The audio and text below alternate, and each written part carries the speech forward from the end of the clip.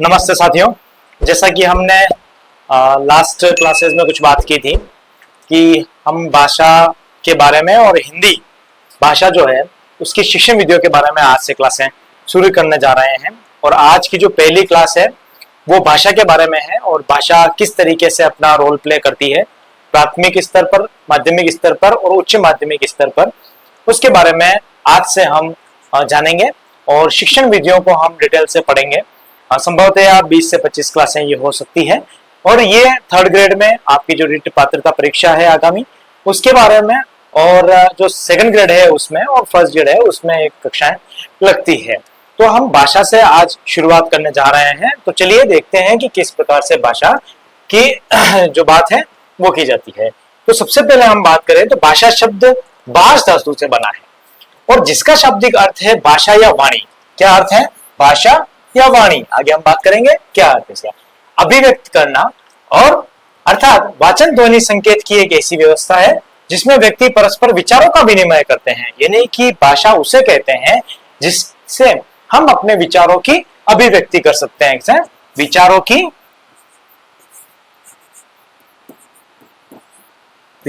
की अभिव्यक्ति करना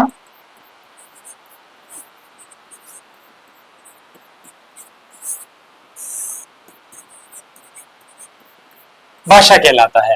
यानी कि अपने जो विचार है, यानी कि मैं कुछ कह रहा हूं, आप कुछ सुन रहे हैं, आप कुछ कह रहे हैं, मैं कुछ सुन रहा हूं, तो ये जो हम कन्वर्सेशन कर रहे हैं इसको हम मुख्यतः भाषा के माध्यम से करते हैं। अपने विचारों का आदान प्रदान करना, ये भी कह सकते हैं कि विचारों का आदान प्रदान करना, विचारों का आदान प्रदान करना।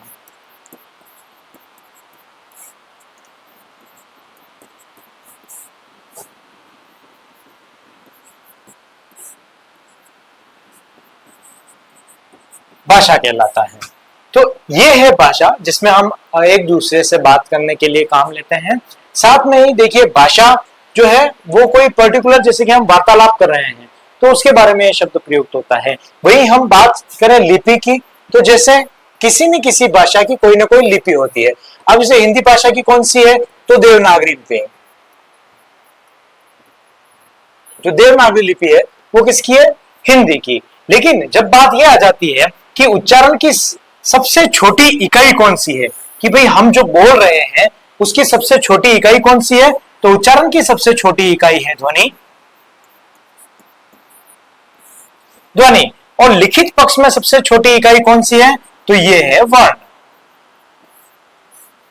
तो बात क्लियर हुई होगी कि भाषा एक अलग चीज है और ध्वनि एक अलग चीज है। यदि हम उच्चारण की दृष्टि से बात करें तो वो क्या है? ध्वनि। और हम लिखित पक्ष से बात करें तो वो है वर्ण।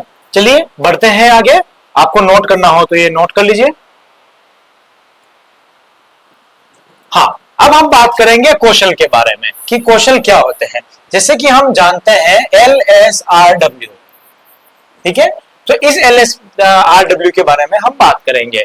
देखिए कौशल के दो पक्ष होते हैं, एक उच्चारित पक्ष और दूसरा होता है लिखित पक्ष। उच्चारित पक्ष जो हम उच्चारण के माध्यम से बोल रहे हैं, यानी कि मैं कुछ बोल रहा हूं वो आप सुन रहे हैं।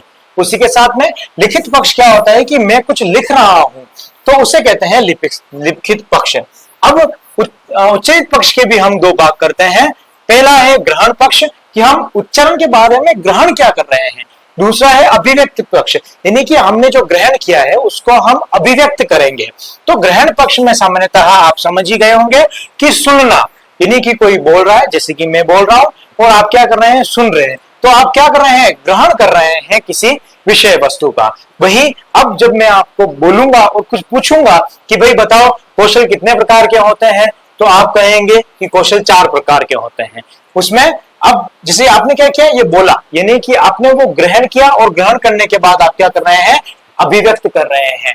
उसके साथ में ही जब हम लिखित पक्ष की बात करते हैं तो लिखित पक्ष के बारे में, जैसे कि मैंने आदर्श वाचन किया और मैंने कुछ पढ़ के आपको सुनाया, तो उस सुनाने के बारे में आपने उस विषय वस्तु का ग्रहण किया और उसको आपने जैसे कि पढ़ा कि इस प्रकार से लिखा, इस प्रकार का जो संकेत होता है वो अ का होता है, यही हम इसको आ कहते हैं। अब इसको क्या कहेंगे? तो ई कहते हैं। तो इस प्रकार से क्या क्या मैंने आपको पढ़ाया और पढ़ने के साथ में ही आपने उसको क्या क्या ग्रहण किया। लेकिन जब हम बात करते हैं कि अभिव्यक्त पक्ष, अब आपका अभिव्यक्त पक्ष कौन सा है, तो अभिव्यक्त पक्ष कौन सा है, जैसे कि आपने कोई विषय वस्तु पढ़ ली और पढ़ने के बाद में आपने क्या किया, उसको लिखा कि ये जैसे कि आकृति है तो अ की आकृति है, वही ये किसकी आकृति है, आ की आकृति है। तो ये मैंने आपको बताया, तो आपने क्या किया, उसका लेखन कार्य किया। तो लिखित पक्ष के बारे में हम बात करें तो पहला होता है ग्रहण पक्ष। ग्रहण पक्ष में क्या होता है, पढ़ना, आपने पढ़ा, उसको सीखा, उसका उच्चारण किया और उसको ग्रहण करने के बाद उसको अभिव्यक्त किया, जैसे कि आपने निबंध लिखा तो उसमें क्या लिखित कार्य किया। अब देखिए मैं बात करूं तो बात समझ में आ गई आपको कि ये कौशल है। कौशल को हम दो भागों में बांट रहे हैं, एक उच्चारित पक्ष होता है, एक लिखित पक्ष होता है। लेकिन उच्चारित पक्ष में एक ग्रहण होता है और एक अभिव्यक्त पक्ष होता है। यहां पर भी क्या है, ग्रहण पक्ष है, एक अभिव्यक्त पक्ष है। लेकिन अब इस ग्रहण में भी क्या है, एक सुनना है और एक इस अभिव्यक्त में बोलना है। वही ग्रहण पक्ष में पढ़ना है और साथ में अभिव्यक्त पक्ष में लिखना है। तो अब ग्रहण कितने हो गए, फर्स्ट हो गया ये और सेकंड हो गया ये, यही बात यहाँ पे लिखा हुआ है। ग्रहणात्मक कौशल यानी कि आपने जो ग्रहण किया है वो कौन कौन सा है, तो पहला है सुनना, ये सुनना आ गया, ठीक है। दूसरा कौन सा है, तो ये है पढ़ना, तो ये पढ़ना हो गया। अब मैं कहूं कि अभिव्यक्त पक्ष कितने हैं, तो फिर आप कहेंगे कि सर दो होते हैं, पहला ये और दूसरा लिखित पक्ष में से ये, तो यही व्यक्ति लिखा हुआ है। अभिव्यक्त्यात्मक कौशल कौन से हैं, तो पहले बोलना, ये बोलना, सेकंड कौन सा है, लिखना, तो ये लिखना, ठीक। तो अब ये बात हो गई कि भाई हम क्या करेंगे, सुनेंगे, बोलेंगे, पढ़ेंगे और लिखेंगे। तो LSRW, लिसनिंग, स्पीकिंग, रीडिंग और राइटिंग, ठीक। तो लेकिन ये तो एक क्रम होता है, हमेशा याद रखना कि LSRW आप शॉर्टकट से आप याद कर लेना, ठीक है। लेकिन एक जो मनोवैज्ञानिक है या हम कहें कि जो एक शिक्षाविद है डॉक्टर मारिया मोंटेसरी, उन्होंने ये कहा कि नहीं, पहले लेखन आएगा फिर कौन सा आएगा, पठन आएगा। तो इन्होंने क्या थोड़ा सा चेंजेस कर दिया, यहाँ पे थोड़ा सा गलत लिखा हुआ है, मैं यहाँ पे लिख देता हूं। इन्होंने क्या किया, LRSW कर दिया। हम कितनी देर क्या पढ़ रहे थे कि LSRW होता है, लेकिन मारिया मोंटेसरी के बारे में अगर कुछ पूछ लिया जाए पर्टिकुलर तो LRSW करना है। सिर्फ इतना सा इसमें क्या करना है, चेंज करना है, सॉरी LRSW नहीं, LSRW, LSWR, सिर्फ ये अंतिम जो है ये दोनों चेंज करने हैं, ठीक है। ये इधर और ये इधर करने हैं कि भाई सबसे पहले बच्चा क्या लिसनिंग करेगा, फिर स्पीकिंग करेगा, फिर राइटिंग करेगा, उसके बाद वो क्या करेगा, रीडिंग करेगा। तो इतना सा इसमें फर्क है। और उसके बाद में यहां हम बात करें तो LSRW है, ठीक है। बहुत सिंपल सी चीजें हैं भाषा के बारे में। चलिए बढ़ते हैं आगे, बहुत महत्वपूर्ण, जहां से सीधे रूप से प्रश्न पूछा जाता है। देखिए एक प्रश्न यहां से फिक्स है कि भाषा का क्रम बताइए, बहुत बार प्रश्न आ चुका है, तो आप बताएंगे LSRW कि लिसनिंग, स्पीकिंग, रीडिंग और राइटिंग, ठीक। पहले सुनना, फिर बोलना, फिर रीडिंग यानी पढ़ना, फिर लिखना, तो ये एक क्रम होता है। लेकिन मारिया मोंटेसरी के बारे में पूछ लिया जाए तो सिर्फ लास्ट के दो अक्षरों को चेंज करना है, LSWR को। वही हम अब बात करें कि प्रश्न किस प्रकार से बनते हैं और कहां से पूछे जाते हैं।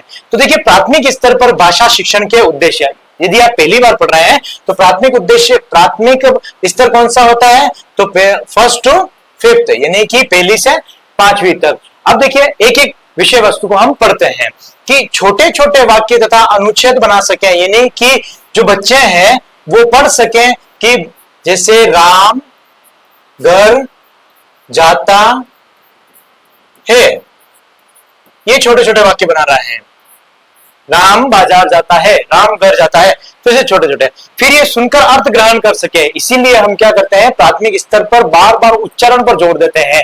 जैसे आपको देखा होगा कि जो पहाड़े होते हैं, जो गिनती होती है, जो वर्णमाला होती है, बारखड़ी होती है, वो सब क्या करते हैं, उच्चारण कर करके उनको सिखाया जाता है। तो वो सुनते हैं, फिर वो अर्थ ग्रहण करते हैं, फिर पुनः वो क्या करते हैं, बोलते हैं। जैसे एक अध्यापक ने बोला और दूसरा फिर बच्चों ने बोला, तो बोलकर विचार अभिव्यक्त कर सकते हैं, फिर पढ़कर अर्थ ग्रहण कर सकते हैं। ये दोनों कार्य हो गया, उन्होंने सुन लिया, फिर उन्होंने वापस बोल लिया। तो अब वो घर जब जाएंगे तो वो वापिस उन वर्णों को देखेंगे और शब्दों को देखेंगे, तो वापिस वो पढ़कर क्या करेंगे, अर्थ ग्रहण कर सकते हैं। जैसे कि राम बाजार जाता है, उनको अर्थ उसका समझ में आ गया कि एक राम एक कोई व्यक्ति विशेष है और वो क्या कर रहा है कि बाजार जा रहा है। फिर अब क्या कर सकते हैं कि पढ़ लिया उन्होंने, तो अब लिखित विचार अभिव्यक्त कर सकते हैं। भाई लिख कर क्या कर सकते हैं वो, जैसे जैसे उन्होंने बुक बंद कर दी और अब लिखना उन्होंने शुरू कर दिया बिना देखा देख, तो ये कार्य हो सकता है। फिर मौखिक अभिव्यक्ति का विकास कर सकें। मौखिक अभिव्यक्ति का विकास कैसे, जैसे उनको पूछ लिया जाए कि भाई बारकड़ी सुनाओ, गिनती सुनाओ, या जो पहाड़े हैं वो सुनाओ, तो उनको जब बार बार उच्चारण करेंगे, बार बार पढ़ेंगे, तो वो मौखिक रूप से वापस क्या करेंगे, सुना सकेंगे। भाषाई तत्वों का ज्ञान प्राप्त कर सकें, कि भाषाई तत्व जो होते हैं उनमें ज्ञान प्राप्त कर सकते हैं। भाषाई तत्व कौन से होते हैं, तो मुख्य रूप से व्याकरण, जो व्याकरण होते हैं, जो व्याकरण होती है उसका क्या कर सके, उनको ज्ञान प्राप्त कर सके। रचनात्मक कार्यों का ज्ञान प्राप्त कर सके, कि भाई जैसे निबंध लेखन है, ठीक है, ये तो प्राथमिक स्तर पर नहीं होता, लेकिन जैसे निबंध को हटा देता है, कहानी लेखन कर देते हैं, कविता, कहानी, है ना, इस प्रकार से जो रचनात्मक कार्य होते हैं उसके बारे में वो का जो ज्ञान है वो प्राप्त कर सकते हैं। फिर शुद्ध उच्चारण कर सकते हैं, किसी भी विषय वस्तु का वो क्या कर सकें, शुद्ध उच्चारण कर सकें, सस्वर वाचन कर सकें। जैसे कोई कविता बोल रहे हैं, या कोई बारकड़ी बोल रहे हैं, या फिर गिनती बोल रहे हैं, तो जैसे 1 2, तो इनका जो ये स्वर होता है, ठीक है, जैसे अ आ ई, ये सभी क्या कर सकें, सस्वर वाचन कर सके। कविता बोल रहे हैं तो हम पक्षी उन्मुक्त गगन के, तो इस प्रकार से वो क्या सस्वर वाचन कर सकते हैं। फिर सौंदर्यानुभूति की प्राप्ति कर सके, कि भाई जो कविता की लेखन शैली है, कहानी की लेखन शैली है, तो वो पढ़ेंगे बच्चे और पढ़कर क्या उसका अर्थ ग्रहण करेंगे और उसकी जो सौंदर्य अनुभूति है उनकी प्राप्ति कर सकते हैं। तो ये प्राथमिक स्तर पर भाषा शिक्षण के उद्देश्य हैं, जहां से सीधे रूप से प्रश्न पूछे जा सकते हैं। अब आपको प्रश्न कैसे पूछ लिया, कि जैसे एक कोई विषय वस्तु यहाँ पे पूछ ली, जैसे कि ये बहुत अच्छा पॉइंट है 8वां, रचनात्मक कार्यों का ज्ञान प्राप्त कर सके। रचनात्मक कार्य देखिए प्राथमिक स्तर से शुरू हो रहा है, वो आपको कहीं रचनात्मक कार्य कब से शुरू हो जाता है, प्राथमिक स्तर से, माध्यमिक स्तर से, उच्च प्राथमिक स्तर से, या उच्च माध्यमिक स्तर से, तो आपका आंसर क्या होगा, प्राथमिक स्तर से। वही मैं बात करूं, आपको 3 ऑप्शन कोई माध्यमिक स्तर के दे दें और एक ऑप्शन कोई प्राथमिक स्तर का दे दे, तो यहां से इस तरीके से प्रश्न है जो सीधे सीधे बैठ सकते हैं। बढ़ते हैं आगे और अब देखते हैं माध्यमिक स्तर पर भाषा शिक्षण के क्या उद्देश्य हैं। तो माध्यमिक स्तर कौन कौन सा होता है, तो प्राथमिक स्तर हो गया, और 6 to 8 जो होता है ये होता है उच्च प्राथमिक, उच्च प्राथमिक।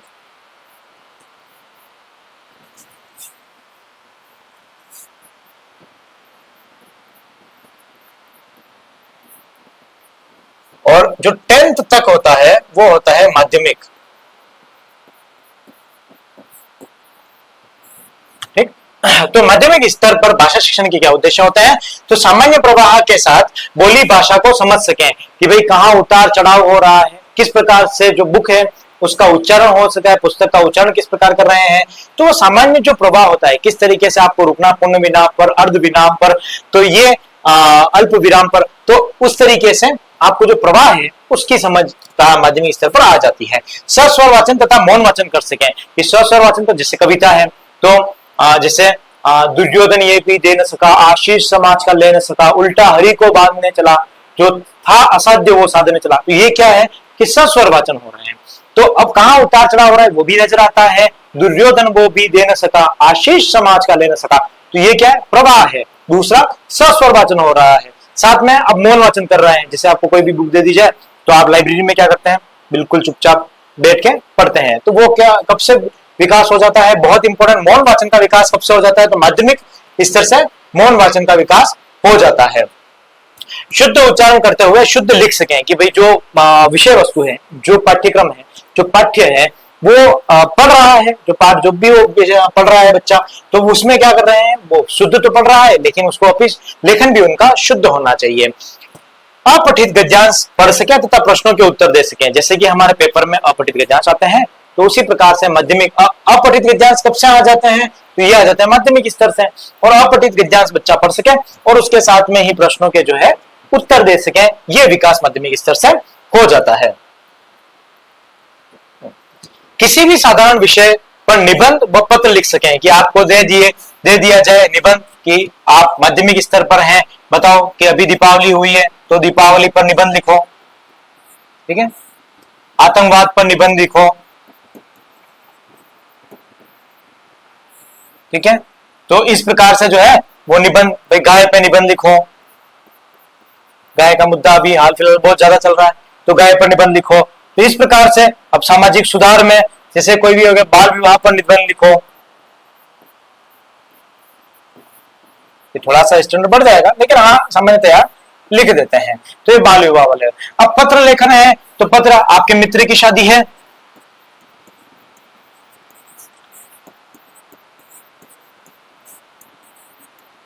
मित्र को पत्र लिखना है, साथ में ही प्रधानाचार्य को,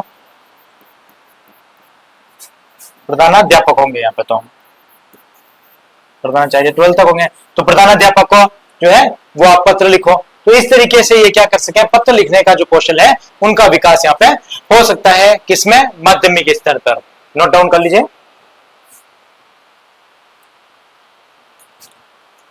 यस, उच्च माध्यमिक स्तर पर भाषा शिक्षण के उद्देश्य, क्योंकि किस प्रकार से उच्च माध्यमिक विद्या जो है उस पर हो सकते हैं, जैसे कि हम 10th और 12th की बात कर रहे हैं, यहाँ पे मैंने थोड़ा उल्टा लिख दिया, माध्यमिक, ठीक है, उच्च माध्यमिक स्तर पर। तो उच्च माध्यमिक उद्देश्य कौन सा है, ये होता है अप टू 12th तक की बात कर रहे हैं, ठीक है। उचित प्रभाव के साथ बोली भाषा को समझ सकें कि मैं क्या बोल रहा हूं, किन शब्दों का उपयोग कर रहा हूं, वो सभी क्या कर सकें, उचित प्रभाव से उन विषय वस्तु को ग्रहण कर सकें, उन विषय वस्तु को अर्थ ग्रहण कर सकें। तो जो भी भाषा आप बोल रहे हैं, देखिए बोली एक अलग, यहाँ पे तो ये दोनों शब्द साथ में आए हैं, लेकिन जो बोली और भाषा दोनों अलग अलग शब्द होते हैं। यहाँ पे तो एक ही है, बोली जो सामान्यतः क्षेत्र विशेष में बोली जाती है, और भाषा है ना, ये तो एक ही है पूरा, लेकिन जो बोली होती है वो क्षेत्र विशेष के लिए उपयोग ली जाती है, और भाषा एक सामान्य बोलचाल होती है, ठीक है, ये भी ध्यान रखना आप, अलग से मैंने आपको बता दिया, ठीक है। मौन वाचन कर सके, मौन वाचन का विकास कब, तो माध्यमिक स्तर से हो जाता है, उच्च माध्यमिक स्तर से बेहतर हो जाता है। विराम चिन्हों का प्रयोग करते हुए शुद्ध लिख सके, विराम चिन्हों का सही प्रयोग कर सके। सुधारात्मक सामग्री का संक्षिप्तीकरण कर सके, सूचनात्मक सामग्री का संक्षिप्तीकरण कर सके। अब ये क्या होता है सूचनात्मक, मान लो आपको कोई सूचना मिली कि जम्मू और कश्मीर में, मान लो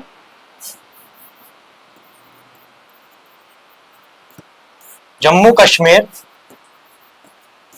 में क्या हो गया, आतंकवाद हो गया, ठीक है। तो आतंकवाद पे आप क्या करें, निबंध लिखें। तो इस तरीके से क्या हो सकता है, कोई भी सूचना आपको मिल गई कि इस पे निबंध लिखना है या कुछ भी करना है, उसका संक्षिप्तीकरण करना। एक और अर्थ में आपको बताऊं कि भाई सूचना आपको, जैसे कि आपने बुक पढ़ते हैं आप, तो बुक्स में से एनसीईआरटी आप पढ़ रहे हैं, तो वो पूरी एनसीईआरटी है, तो उसके नोट्स बनाना है। तो नोट्स क्या है, सूचनात्मक सामग्री है, और इसमें क्या कर रहे हैं, संक्षिप्तीकरण कर रहे हैं। तो ये क्या है, मुख्य रूप से कहूं कि नोट्स बनाना,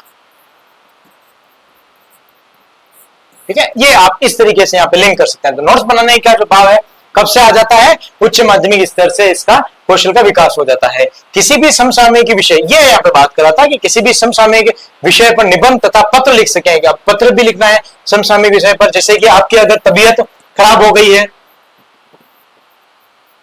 तो क्या करें अचानक से, तो उस पर समसामयिक मुद्दा हो गया, तो उस पर क्या कर सके, आप पत्र लिख सकें। निबंध जैसे कि मैंने आपको बताया कि जम्मू कश्मीर में कोई आतंकवादी हमला हुआ है, तो उस पर आप लिख सकते हैं। तो कल्पना के आधार पर प्रश्न दे सकते हैं कि किस प्रकार से आतंकवाद को कम किया जा सकता है।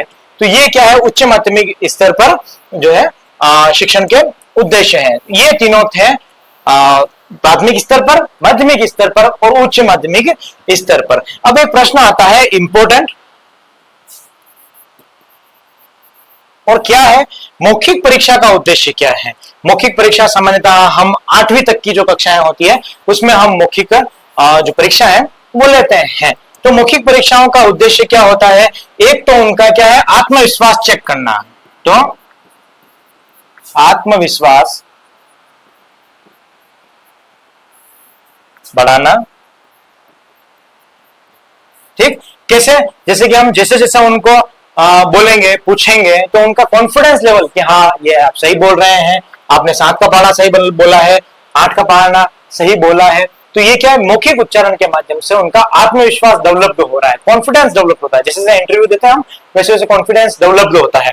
दूसरा इसका है कि उच्चारण जो कौशल होता है उसका विकास करना, या मैं कहूं उच्चारण शुद्ध करना।